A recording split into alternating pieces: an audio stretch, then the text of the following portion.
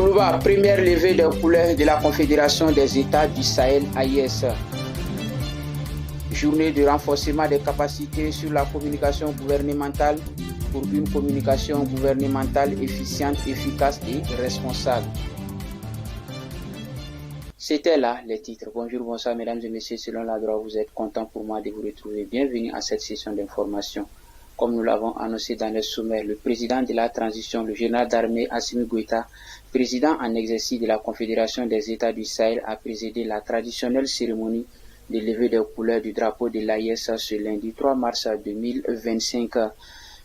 Cet événement a été historique, une première montée inaugurale du drapeau de l'AIS, symbole de l'unité et de la solidarité entre le Burkina Faso, le Mali et le Niger. Fatmata Siaka Diarra nous en dit plus. Des diplomates accrédités au Mali ont également pris part à cette cérémonie solennelle, témoignant de l'importance de ce moment dans le processus d'intégration régionale. Le chef de l'État a saisi cette occasion pour saluer les drapeaux maliens aux côtés du tout nouveau drapeau de la Confédération des États du Sahel, officiellement adopté le 22 février dernier par les chefs d'État de l'AES. Par ailleurs, cette cérémonie ne s'est pas limitée à Bamako, elle s'est tenue simultanément au Niger et au Burkina Faso sous la présidence respective du capitaine Ibrahim Traoré, président du Faso, et du général Abdraman Chani, président du Niger. Cet acte solennel marque une nouvelle étape dans la construction et la consolidation de l'AES. Il envoie également un message symbolique fort d'unité, de fraternité et de détermination des peuples maliens, burkinabés et nigériens à avancer ensemble vers une intégration plus poussée. Cette montée des couleurs illustre la volonté des dirigeants et des populations de ces trois pays de renforcer leur coopération politique, économique et sécuritaire pour un avenir commun, stable et prospère. Le Premier ministre, le général de division Abdoulaye Maïga, a présidé ce lundi 3 mars 2025 le séminaire gouvernemental lançant les journées de renforcement des capacités sur la communication gouvernementale avec la participation de l'ensemble des membres du gouvernement.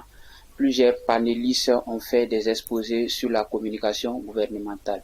Mariam connaît pour les précisions. Ces journées dont les objectifs sont entre autres de sensibiliser les membres du gouvernement sur les enjeux et les perspectives de la communication, en particulier dans un contexte de guerre informationnelle, de créer un cadre de collaboration harmonieux entre les acteurs de la communication gouvernementale et tout l'écosystème de la communication et d'élaborer les outils pour rendre la communication gouvernementale plus fluide et plus cohérente, vont s'étendre jusqu'au 6 mars 2025 avec une séquence dédiée aux acteurs de la communication. Aussi, cette démarche s'inscrit dans le cadre de l'apaisement du climat social, se basant sur les 8 axes stratégiques de la lettre de cadrage que le président de la transition, chef de l'État, le général d'armée Assimi Goïta, a adressé au gouvernement pour servir d'asile et de repère pour l'action gouvernementale. Les objectifs et les résultats qui sont attendus de ces journées s'imbriquent et concourent à l'amélioration de la communication gouvernementale, gage d'une paix sociale purante par une communication efficiente, efficace et responsable. Le conseiller technique chargé de la qualité, M.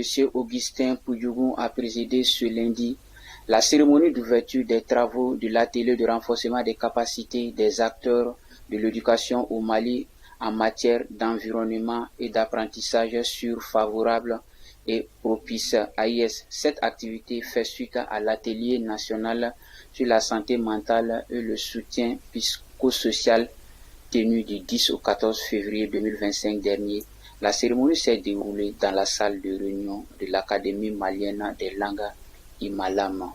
Nawa Traoré nous en dit plus. Des responsables du ministère de l'Éducation nationale, des experts, des directeurs d'école et des formateurs d'enseignants, cet atelier de formation vise à développer un pôle des maîtres formateurs pour renforcer les capacités des enseignants avec des compétences de facilitation avancées, des comportements et des techniques nécessaires pour mettre en place des environnements d'apprentissage sûrs, favorables et propices et des initiatives de santé mentale et le soutien du psychosocial parmi les responsables responsables de l'éducation, les éducateurs, les chefs d'établissement et des enseignants des écoles sélectionnées. Le conseil technique Poudjogo dira au nom de M. Amadou Sissavani, ministre de l'Éducation nationale, que cette présente activité vient à point nommé. Elle est le fruit d'excellentes collaborations entre les départements de l'Éducation nationale et de l'UNESCO, spécifiquement l'Institut international de l'UNESCO pour le renforcement des capacités en éducation en Afrique. Il a salué l'excellente relation de coopération entre le Mali et le Japon. À noter que la cérémonie d'ouverture a été enregistrée par la présence de la représentante de l'ambassade du Japon au Mali et de la représentante du programme UNESCO et plusieurs acteurs de l'éducation.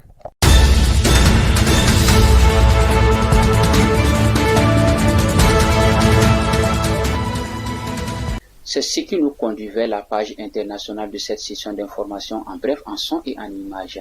C'est une compilation de nos confrères de Africa News. Le commentaire est signé Fatmata Siaka Diarra. 29e édition du FESPACO, le réalisateur burkinabé Dani Kouyaté a remporté ce samedi 1er mars 2025 l'étalon d'or de Yanega avec son film intitulé Katanga, la danse des scorpions. Il offre désormais le 3e étalon au Burkina Faso. C'est un très grand honneur et un très grand plaisir pour moi de ramener l'étalon au Burkina Faso dans ces moments difficiles pour nous. Et ça va nous faire un peu de baume au cœur. On ne sait jamais si on va gagner, mais on est toujours heureux quand on gagne. Et parce que c'est quand même une compétition continentale. Et donc, on partait confiant, mais bon, c'est une compétition, quoi. Le rendez-vous est pris pour 2027 pour la 30e édition du FESPACO qui se tiendra du 27 février au 6 mars 2027.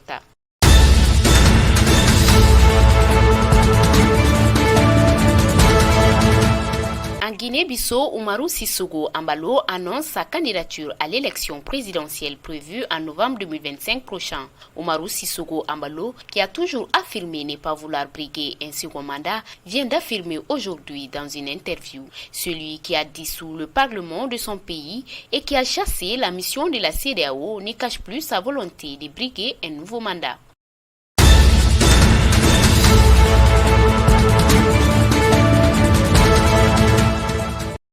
Le Programme alimentaire mondial des Nations Unies contraint de fermer son bureau en Afrique du Sud. Le PAM, qui reçoit une grande partie de son financement des États-Unis, doit faire face aux contraintes financières dues aux coûts budgétaires imposés par la première puissance mondiale. Malgré l'impact de cette décision, le porte-parole régional Thomson Phiri se veut rassurant et affirme que cette décision n'affectera pas les opérations dans les pays d'Afrique australe, des zones dans lesquelles le PAM soutient des millions de personnes touchées par la sécheresse.